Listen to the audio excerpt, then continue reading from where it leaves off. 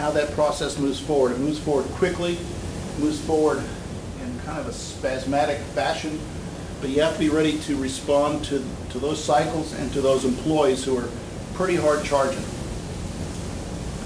Applied skills, it's interesting now we see, once again, 2006, communication skills, work ethic, critical thinking skills, communication, and ethics. It's interesting that no one ever says you got to be a mathematician, that you have to be a chemist.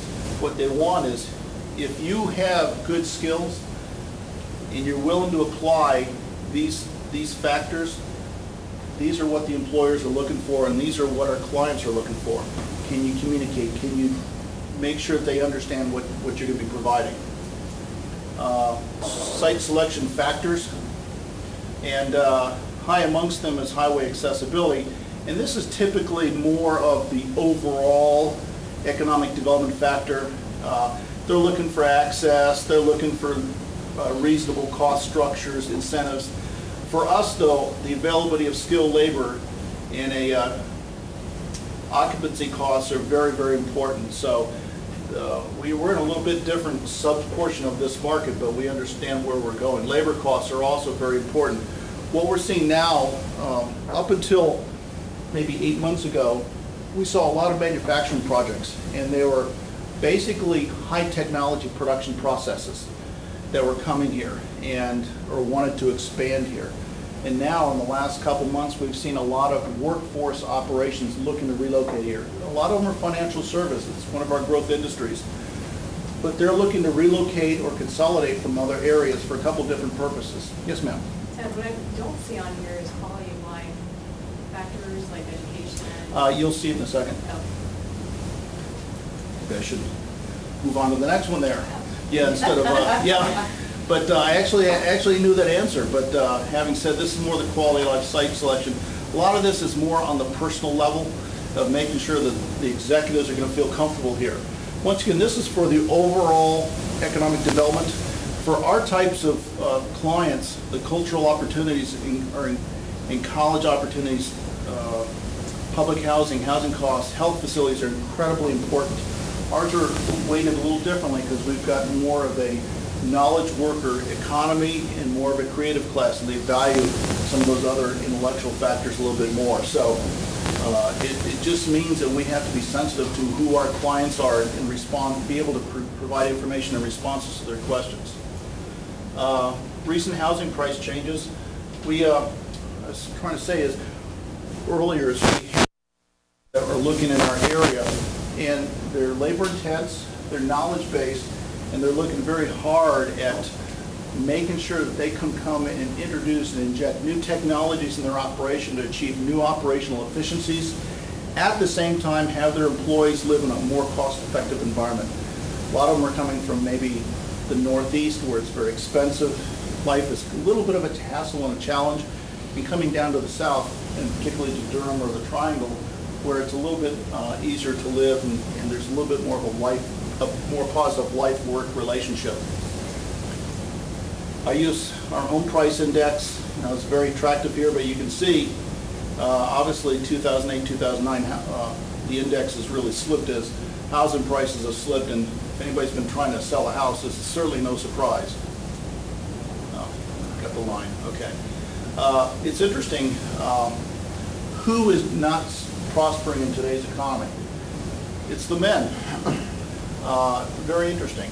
The women are certainly thriving in this environment, so I'm not sure what that says other than it's the skill set and maybe some of the factors that are brought to the workplace. Am I correct in that assumption, Kathy? Well, just throw out also that women still earn less on average than men, so, and they're often last in. So, what you're saying is they're affordable. What you're saying? they're affordable. Okay. For all those listening, I had no opinion or stated no position of the Durham Chamber on that. But things are changing. You can see there's been a marked change here in terms of median income changes, and But I also want to say, if you look globally in terms of the gross domestic product for 2009, let's see now, China and India are about the only ones, and maybe Australia, they're having a fairly robust growth. Australia is a little bit, but the U.S. here is certainly not suffering the most, but it's a tough time. But for 2009, 2010, they're projecting a return. But once again, China and India are going to be more robust, but also a little bit more robust Brazil and South Africa. And it's interesting, my colleague Carver Weaver and I had an opportunity to meet with the Saudi Arabia Business Association, and we're trying to understand what are the business opportunities for our Durham business community in Saudi Arabia. You know, it's interesting, China is very intense, but Saudi Arabia is a country where they basically import everything.